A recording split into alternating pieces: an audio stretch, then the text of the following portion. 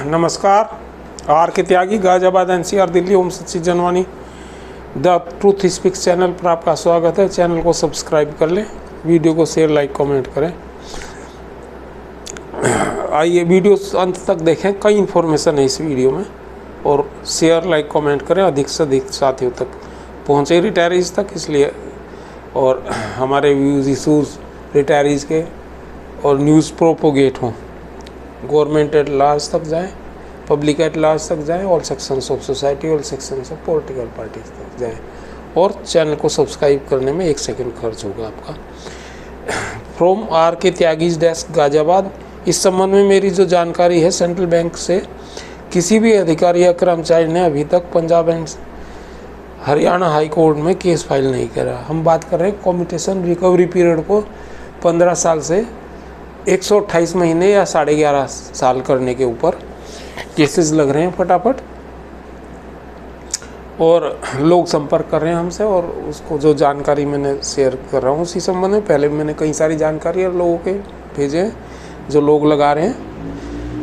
तो case number CWP 14058/2024 UBI के अधिकारियों ने 30/5/2024 को फाइल किया था, और 31/5/2024 को इस केस में इंटरिम स्टे ऑर्डर मिला था। केस फाइल करने वाले श्री चंद्र प्रकाश टंडन जी और उनके साथी करनाल से, उनका मोबाइल नंबर 9416112365 है। आप उनसे सीधे संपर्क करके भी सारी जानकारी ले सकते हैं। उनका एक ग्रुप भी है। और सेंट्रल बैंक की जहाँ तक बात है, तो श्री रामनाथ शर्मा जी हैं जो सेंट्रल बैंक के अधिकारियों की तरफ से केस फाइल करने की कवायद कर रहे हैं। वो पहले लीडर भी थे, चंडीगढ़ में रहते हैं। आप उनसे संपर्क में रहिए और अपना employ number, date of joining, date of retirement, basic pension, committed pension, retirement के समय आपको मिली कम्यूटेशन की कुल राशि आदि सभी डिटेल्स उनको भेज दीजिए। सेवानिवृत्त हुए 10 से 14 वर्षों जिनको हो गए हैं, वो लोग केस फाइल कर सकते हैं। उनका mobile number 7982349978, Shri RN Sharma ji, 7982349978। तो ये मैं R K Tyagi, retired Central Bank Ghaziabad. एक तो मैंने ये इन्फॉर्मेशन आपको शेयर करनी थी, तो सो मैं कर रहा हूँ। और दूसरे जो हमने लेटर लिखा था उसका मैंने कुछ भाग सुना दिया था, उसकी थोड़ा सा रह गया था, वो वीडियो में वो ध्यान आ गया था, उसको भी मैं इसी में कवर कर देता हूँ। तो उसमें था, नई सरकार मैडम निर्मल प्रधानमंत्री जी को लिखा, नरेंद्र मोदी को, और मैडम निर्मला सीतारमण जी को 3 तारीख को ईमेल गई थी।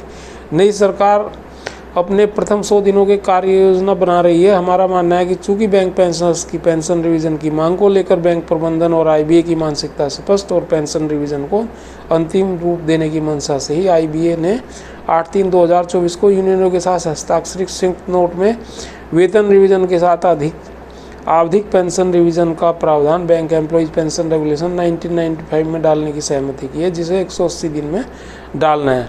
ऐसे में बैंक पेंशनर्स की पेंशन रिवीजन की 37 वर्षों से लंबित मांग को अंतिम रूप देकर इसे नई सरकार के प्रथम 100 डेज की कार्य योजना में शामिल करके सरकार बैंकिंग और वित्तीय क्षेत्र के कर्मचारी और पेंशनर्स को एक बड़ा संदेश दे सकती है। बैंक पेंशनर्स की पेंशन रिवीजन की मांग को आप 2020 में से समर्थन करती आ रही हैं, लेकिन दुर्भाग्यवश अभी तक यह मांग पूरी नहीं हो सकी, और आपके हस्तक्षेप के बावजूद पेंशनर्स को अभी तक न्याय नहीं मिल सका। यह खटकता है। पेंशनर्स के प्रति आपकी उदारता के कारण पेंशन संशोधन मुद्दे को गति मिली है, और आपके कारण ही पेंशन रिवीजन के अंतिम निर्णय होने तक 1/11/2022 से एक्सग्रेशिया के नाम पर पीड़ित पेंशनर्स को कुछ राहत दी गई, जो बहुत छोटी है और नगण्य है।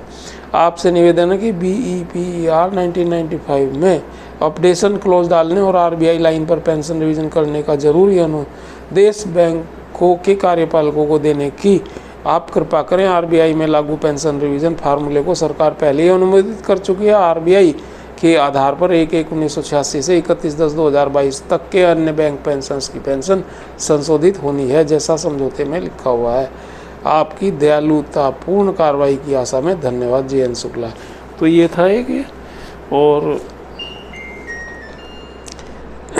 अभी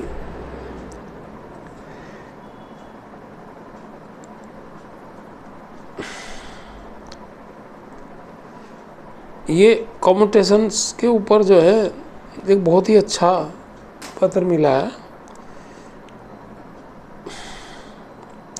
पत्र क्या, ये मैसेज है, इसको मैं आपको बताता हूँ एक बार।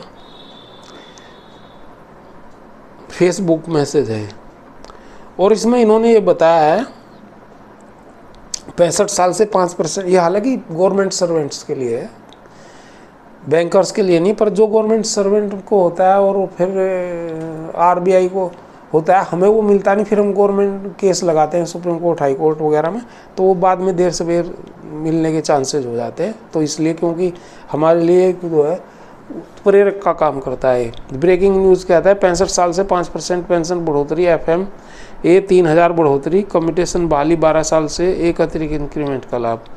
तो एक खुशखबरी, बैंक पेंशन धारकों की पेंशन वृद्धि में FMA 3000, कम्यूटेशन बहाली 12 साल, एक अतिरिक्त इंक्रीमेंट पर DOPT का फाइल आदेश जारी।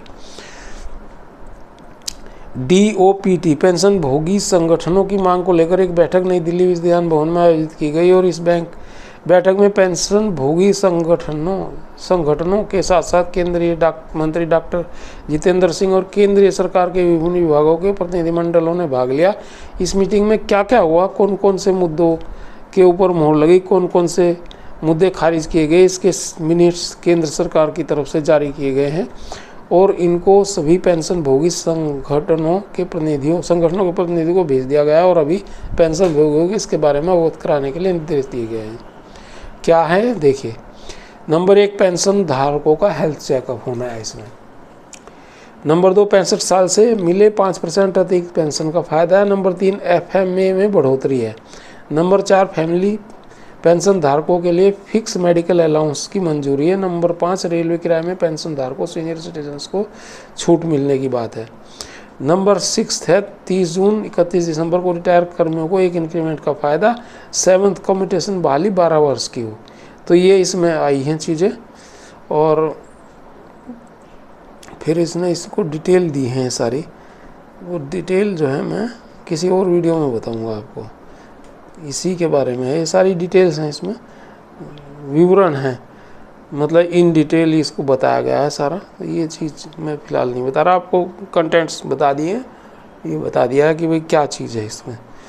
तो ये था साथियों, और